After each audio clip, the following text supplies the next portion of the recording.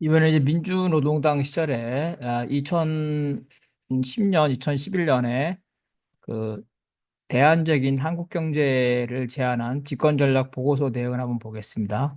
대안적인 민생경제 수립이다. 민주노동당은 이제 집권 전이라도 민중 생존권을 확보하고 강화하는 진보적인 경제 성장론으로서 분배를 통한 경제 성장을 제기한다.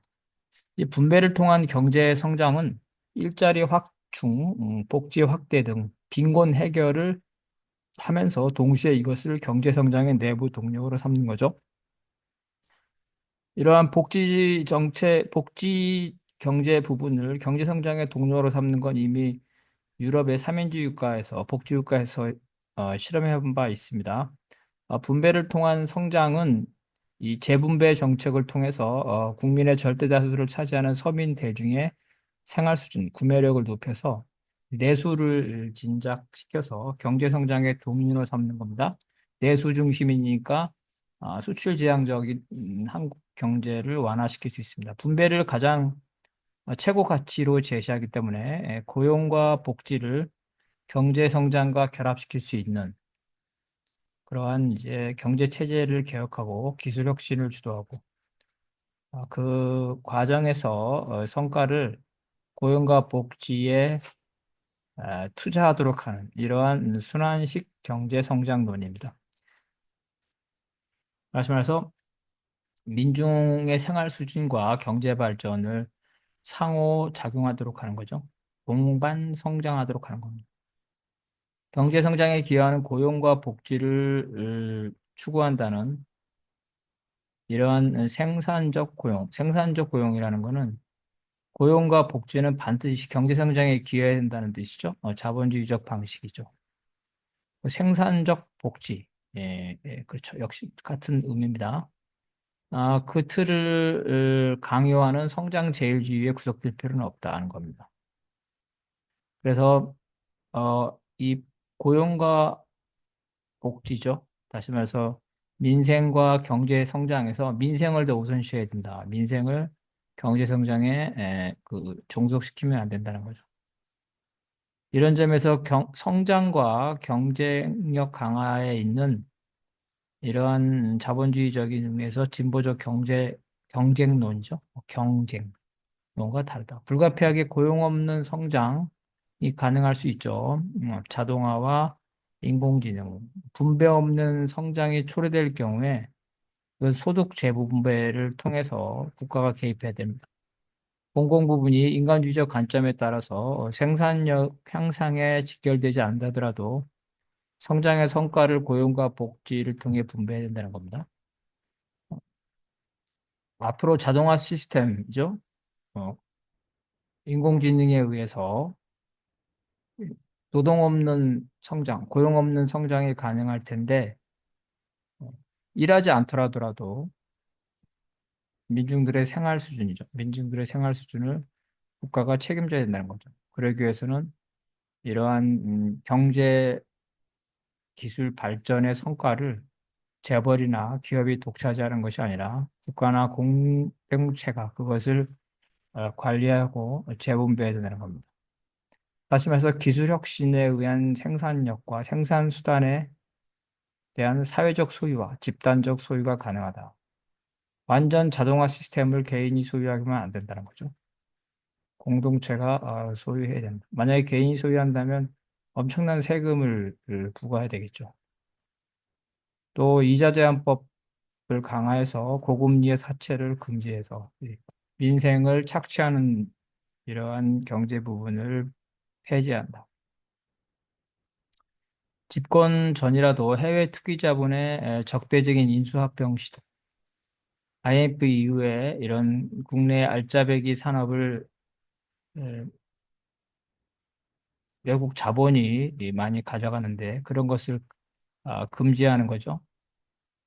내국인 주주들이 이런 외국 자본의 기업 소유에 대해서 견제할 수 있는 장치, 더 나아가서 외국인 주주에 대한 의결권을 제한할 수 있죠. 인수합병에 대응하는 신주 발행의 요건을 완화. 기업 방어를 할 수 있게끔 신주 발행을 요건한다는 거죠. 이거는 사회주의 전에 자본주의도 이런 방식이 필요하다는 겁니다. 인수합병으로 인한 직원들의 불이익을 구제하고 비밀 인수죠. 기업 사냥을 방지하기 위해서 인수자의 정보 공시를 입법해야 된다는 거예요. 경영권 방어라는 거는 사주죠. 사주를 위한 것이 아니라 어, 그 기업의 종업원들, 더 나아가서 소비자를 위한 거죠. 그래서 우리 사주, 종업원 지주제, 국민주동, 그죠? 기업의 이해 당사자를 확대하고 그들이 기업을 방어하는 방식으로 나간다. 민주정당은 이제 궁극적으로 경제의 토대와 체질, 경제 주체의 역할 등을 변화 발전시키는 진보적인 경제 발전론을 제시해야 된다. 진보적인 경제 발전 전략이죠. 이 경제를 질적으로, 양적뿐만 아니라 질적으로도 향상시키는 게 발전의 의미입니다. 양적으로 하는 건 성장이라고 할 수 있겠죠. 그래서 질적으로 친고용, 친복지, 친환경의 경제 성장을 추구하고 지구촌이죠. 연대. 그리고 다음 세대를 고려하는 장기적인 사회 발전 전략과 연계해야 된다. 또 기존의 경제 성장 이데올로기에 갇혀 있는 생산적 복지와 생산적 노동이라는 강박관념을 극복한다. 지금 한국 선진국입니다. 사실상 더 국민소득을 높이려는, 그죠? 그런 게 과연 의미가 있을지. 국민소득이 4만 달러에 가까워지는데 그 4만 달러를 충분히 배분하면, 어, 인구 5천만이면 세계 10위권 안에 선진국에 살 수 있는데, 그걸 1위로 올라가기 위해서 무한 경쟁을 하는 그러한 자본주의적 경쟁을 따라갈 필요는 없다. 진보적 경제 발전 전략은 내수와 진보적인 경제 공동체를 기반으로 성장하면서 에너지, 식량 등 경제 주권의 종속을 극복해서 경제 안정과 체질을 강화한다. 진보적인 경제 공동체죠. 우리가 수출 무역이 가능한데 이게 이러한 수출 무역이 중국, 일본, 미국, 과거에는 미일에 의존했는데 지금 중국에 많이 의존하고 있는데 어느 특정한 나라에 의존하지 않은 것이 아니라 뭐 인도도 있고 동아시아 경제도 엄청난 성장을 하고 있습니다. 이와 같이 위험을 분산해야 되는 거죠. 그리고 식량이나 에너지는 다소 비용이 들다더라도 주권적 측면에서 국가가 보호를 해야 된다. 그래서 진보적 경제 발전 전략은 민생 중심으로 생각하는 거고, 노동자, 농민, 서민의 생존권, 생활 수준을 높이는 거고, 그러기 위해서는 이러한 경제 결정권이죠. 이러한 경제권이 바로 민중들에 있어야 되기 때문에 민중 권력 창출을 통해서 민중 중심의 경제 정책 결정이 가능하다는 겁니다. 그래서 우리가 우라는 거는 노동으로 해서 생겨나기 때문에 현재 기계죠. 자본. 이것도 사실은 노동이 체화된 죽은 노동이죠. 노동자들의 성과로 그러한 기계 발전과 자본이 축적되어 있기 때문에 이거를 개인이 독점하는 것이 아니라 전체를 위해서 어, 이거를 성과를 사용해야 된다는 거죠. 그래서 고용 없는 성장, 수출, 기술 발전이 독점화되는 것을 막는다. 그래서 노동 집약적, 에너지 집약적, 환경 파괴적인 사양 산업이죠. 이런 사양 산업이 대체될 수 있도록 미래 산업을 육성한다. 과도하게 노동을 착취하는 산업은 점차적으로 도태시킬 필요가 있다는 겁니다. 생산수단의 지배와 독점 시장을 전제하는 재벌이죠. 재벌이 생산수단을 지배하고 독점이죠. 이 재벌을 해체하지 않는 한 민생 보장에 불가능합니다. 재벌을 해체한다라서 뭐 공장을 해체한다는 건 아니죠. 그러한 재벌의 경쟁력은 그대로 가져가기 때문에 재벌을 지배하는 지배 세력, 족벌이죠, 족벌. 족벌들의 집중 소유를 분산시킨다는 겁니다. 일단 이 족벌들이 금융과 산업을 동시에 지배하는 것을 금지하고 서로 출자하는, 그죠? 순환 출자죠. 순환 출자를 금지한 독과점이 불가능하도록 기업 분할제도. 필요하다면 기업을 분할할 수 있고 또 필요하다면 기업을 합병할 수도 있겠죠. 그리고 뻥튀기 자본이죠. 뻥튀기 자본, 상호 출자한 뻥튀기 자본을 막고 실질 자본에 부응하도록 하고, 그리고 지분을, 족벌들의 지분을 그 뻥튀기죠. 뻥튀기를 감자해서 실질적인 자산 형태를, 그 자산의 양을 국민주 방식으로 전환해야 된다. 무상 몰수는 할 수 없겠죠. 유상으로 환수하여 민주적 참여 기업으로 전환하고, 그리고 남는 게 있다면 국가가 국채로 발행하여 인수한다고. 무상 몰수는 쉽지 않다. 공공기업의 비중과 역할을 높여서 공공 서비스죠. 의료, 사회보험 등 이런 영리 산업화를 금지한다. 보험 금지해야 됩니다. 개인이 보험회사를 엄청나게 돈을 벌고 있습니다. 민중들의 생활에 중대한 영향을 미치는 교통, 통신, 방송, 에너지, 사회간접시설, 그죠? 주요 산업은 국공유화. 이건 자본주의 사회에도 해왔고, 이승만, 박정희 때도 이런 걸 해왔습니다. 철도청, 그죠? 철도청 이런 거 다 했습니다. 상하수도 이런 거 다 해왔습니다. 금융기관의 단계적인 사회적 소유. 금융기관은 이자 가지고 먹고 사는데 개인이 이자 가지고 먹고 사는 것을 허용할 수 없죠. 이거는 공용화해야 됩니다. 물론 이제 경쟁력 있는 대기업이죠. 이런 대기업을 전부 다 없앨 필요는 없고 필요한 대기업은 존치시킨다. 다만 경영과 소유를 분리하고 특히 노동자들의 소유 참여, 그죠? 노동자들이 회사의 지분을 갖거나 경영에 참여하는 이러한 기업의 민주화를 확대해야 된다는 겁니다. 자동 생산 시설에 관한 이윤을 자본이 독점하는 것을 법으로 막아야 됩니다. 그래서 이거를 필요하다면 국유화나 공동의 소유로 하고 그것이 안 될 경우에는 강력한 세금, 그죠?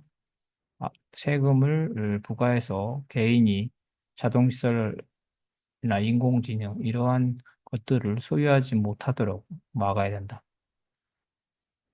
중소기업을 산업 발전의 동력으로 설정한다는 거죠. 그래서 경쟁력 있는 중소기업을 전제로 합니다. 원자재 구입, 경영과 기술 지원, 인력 공급, 판매망 구축, 금융 지원 등 이런 것들을 지원해서 협동조합화를 해서 협동조합으로 나아가야 된다. 그죠?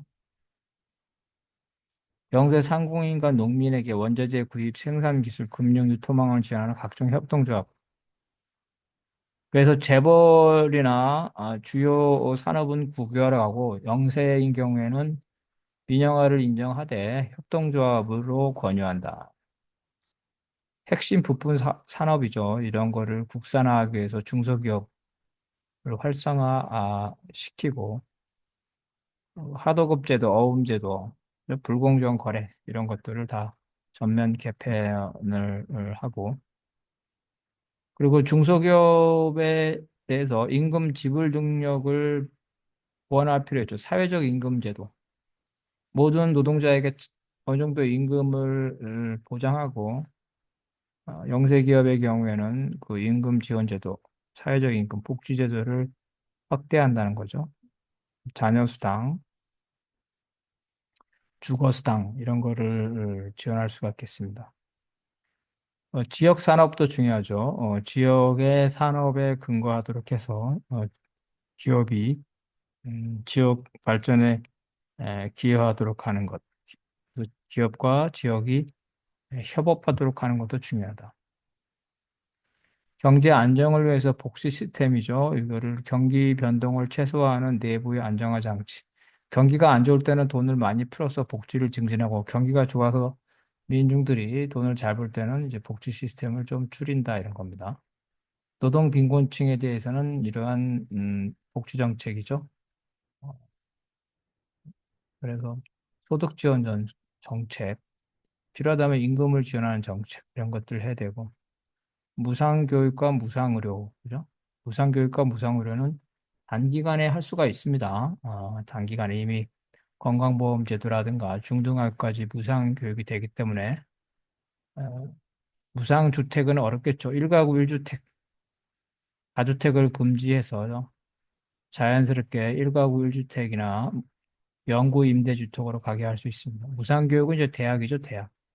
모든 사람이 이 대학을 원하면 갈 수는 있지만 지금 현재 같은 경우 아니라 지역대학이라든가 방송통신대학으로 이런 식으로 해서 아, 일하면서 대학을 다닐 수 있도록 하고 또 대학을 지금과 같이 일도 안 하고 대학을 다니는 경우 이러한 대학은 지금 너무 많죠. 통합해서 어, 대학을 국립대학으로 일원화할 필요가 있습니다.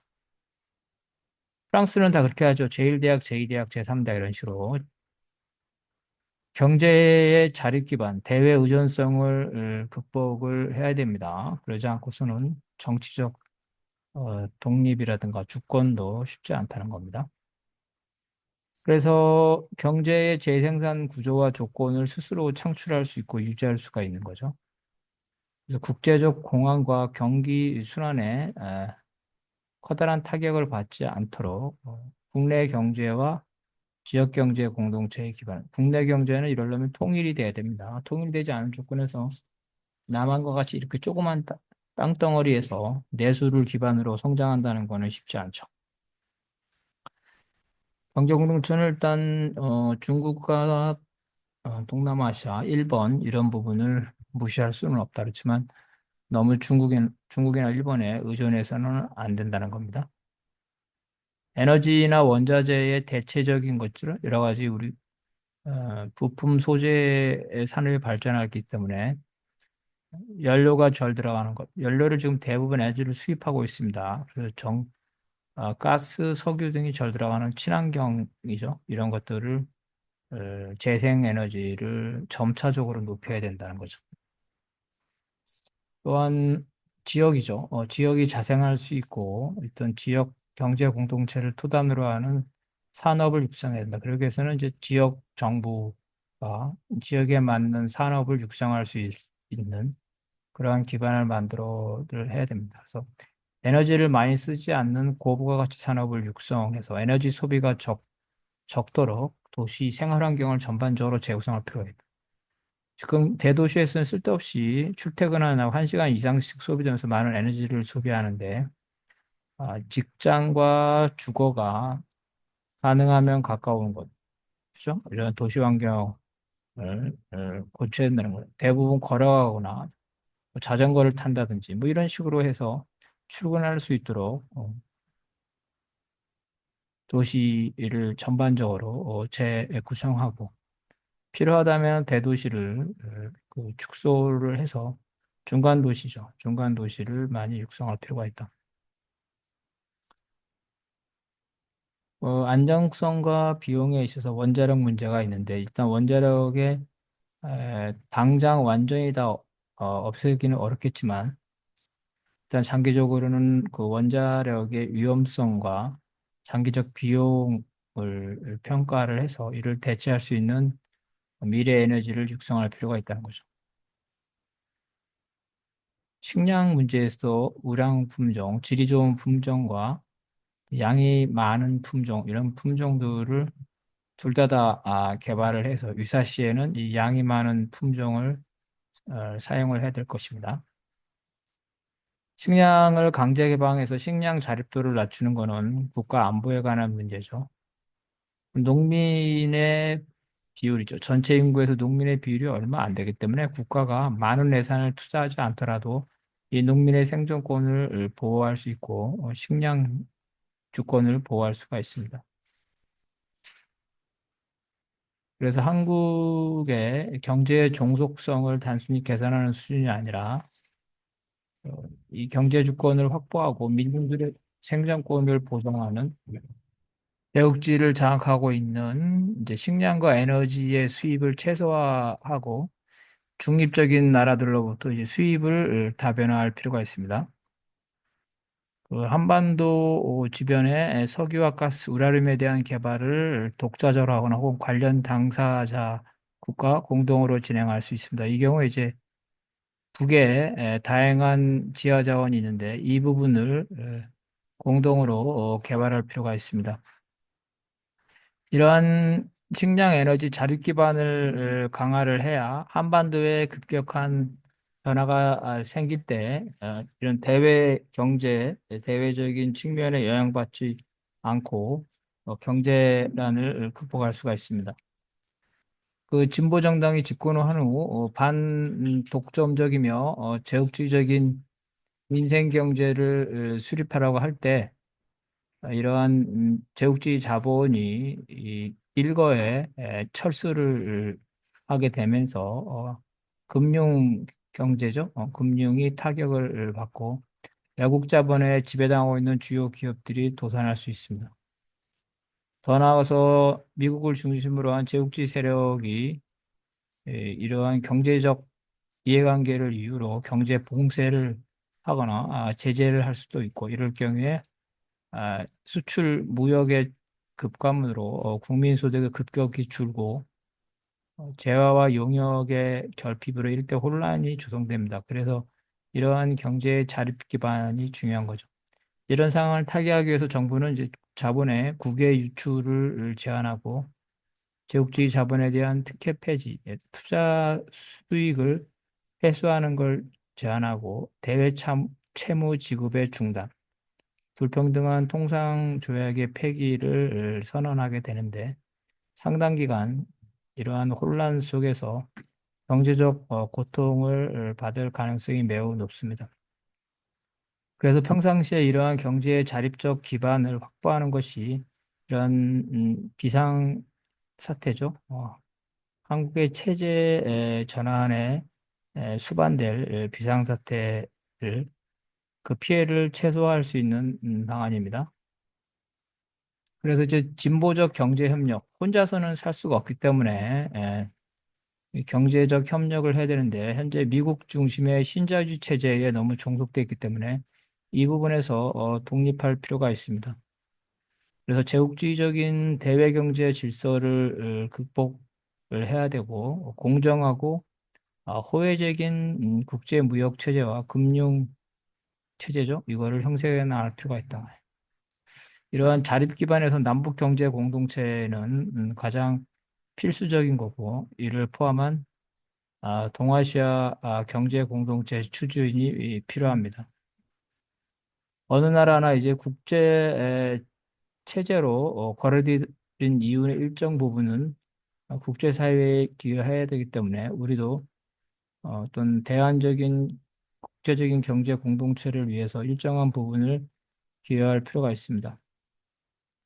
국제적으로 경쟁력 있는 산업을 육성을 하되 무역의 이익은 산업의 균형 발전을 위해서 분배를 하고 어떤 개인이나 사기업이 독점하지 못하도록 해야 됩니다. 농업 등 국제 분업에서 발생하는 손실이죠. 이것들은 국가가 소득 보전으로 보상을 해야 됩니다. 미국이나 일본, 중국의 의존적인 무역을 벗어나서 무역의 다변화죠. 그리고 이런 물자의 운송 방법도 기존의 해상 항공 이외에도 남북이 통일되거나 교류가 확대되면 육상으로죠. 육상으로 유라시아 철도 이러한 배급망을 활용할 수 있고 이러한 걸 통해서 동북아 경제 공동체를 전향적으로 추진할 수 있다. 그리고 비동맹 아시아의 많은 비동맹 국가들과 경제 교류를 확대할 수 있습니다. 유럽연합에서 보듯이 경제 협력 체제가 성공하면 지역 통합도 가능합니다. 그 중남미나 아프리카, 동남아 등의 이런 자주적인 반제 국가와 연대할 필요가 있고 이들에게 이제 우리의 자본과 기술을 제공하는 대신에 그들이 가지고 있는 자원이죠. 에너지와 원자재의 공급선을 확보하고 필요하다면 공장을 설치해주고 경제 발전을 지원하면서 그 시장이죠. 시장을 제공받을 수 있습니다. 쿠바와 베네수엘라 사례에서 보듯이 쿠바는 이제 의사죠. 의사를 대규모로 육성해서 베네수엘라나 EU 중남미에 지원하는데 무상의료 서비스, 약품 서비스, 기술교육 서비스 등을 국제적으로 교류할 수 있다는 겁니다. 미국의 보복이 있을 때 이에 대처하기 위해서 바로 평상시에 이러한 국제적인 연대를 확보하는 게 매우 중요합니다.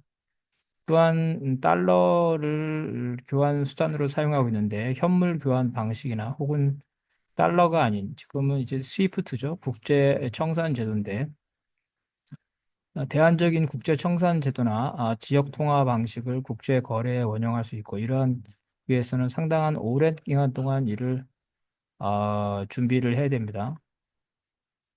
넷째는 이제 진보적 경제 발전 전략은 지역 생활 경제의 활성화를 주요한 목표로 삼아야 됩니다. 지역 경제를 활성화시키는 거죠.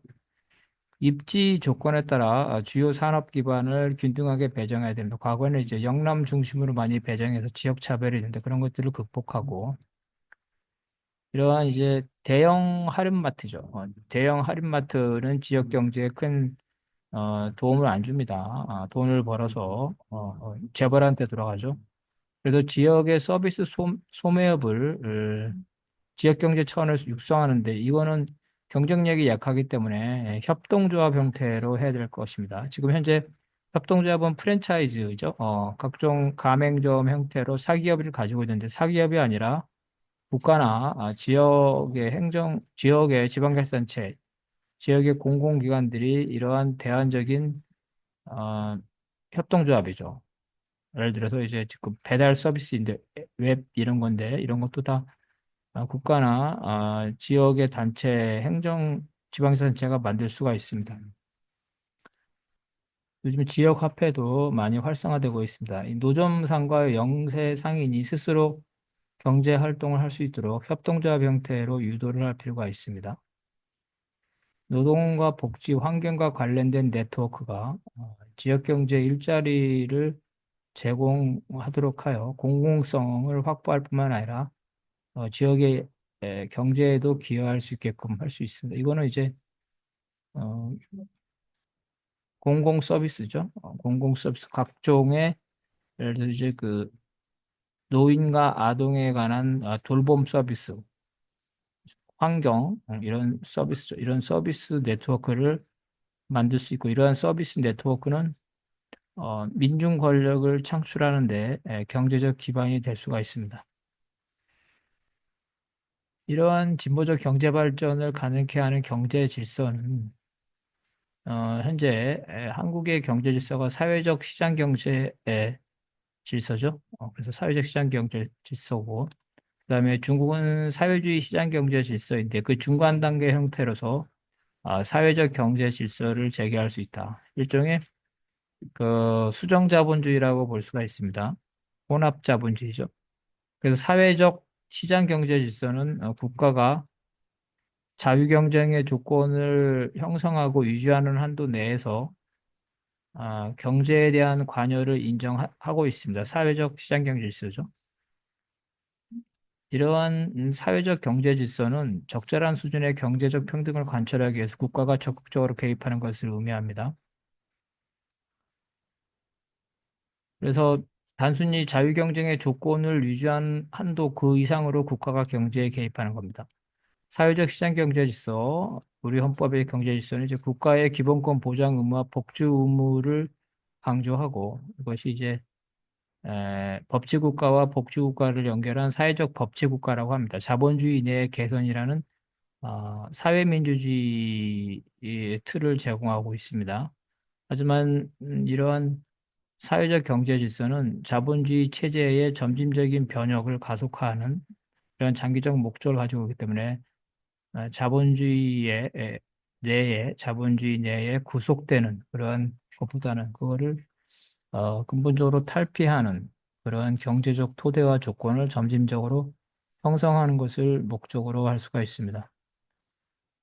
사회적 경제 질서 내의 경제 주체는 민간, 국가와 자치단체, 다양한 공공단체가 입니다. 이 중에서도 공공 부분인데 국가뿐만 아니라 자치단체나